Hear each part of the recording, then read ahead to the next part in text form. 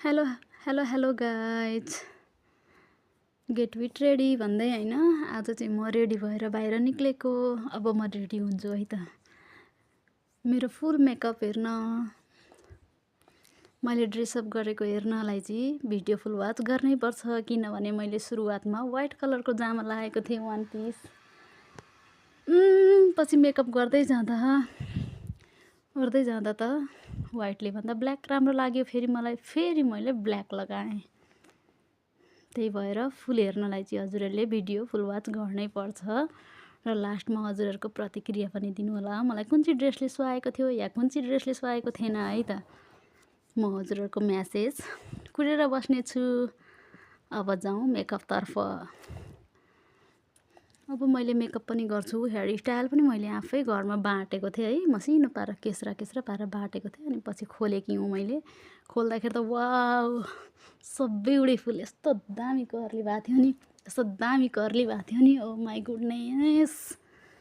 म त भन्नै सक्दिनँ क्या कस्तो चाहिँ दामी भएको थियो भनेर।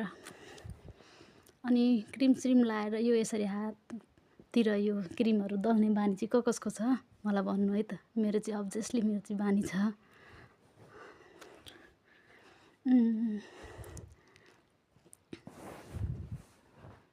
मलाई त खासै भिडियोहरू बनाउन पनि आउँदैन होइन, बोल्न पनि अब आउँदैन नै त भन्नु होला नि। अब बोली पनि त्यति सुरिलो यस्तो मिठो पनि छैन होइन। काग कराए जस्तो छ मेरो त होइन। कोइलको जस्तो हुनुपर्छ भन्छन् छोरी मान्छे। आफ्नो त कागले कहाँ गरे यस्तो छ। स्वर पनि भोइस पनि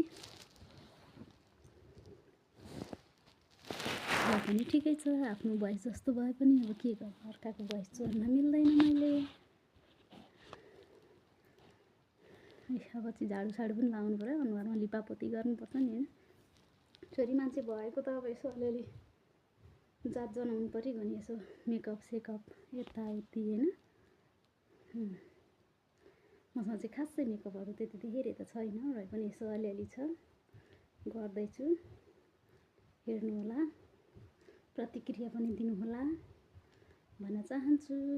म त्यस्तो राम्रो त जान्दिनँ र वाइट कलरको चाहिँ मेरो यही हो फुल मेकअप ड्रेसअप। हेर्नुहोस् कस्तो देखियो। लास्टमा मैले यो खोलेर फेरि वाइट लाएर घुम्न गएकी हुँ, जो अगाडि देखिहाल्नुभयो हजुरहरूले। Thank you for watching. Bye bye. Next भिडियोमा भेटौँला। ओके।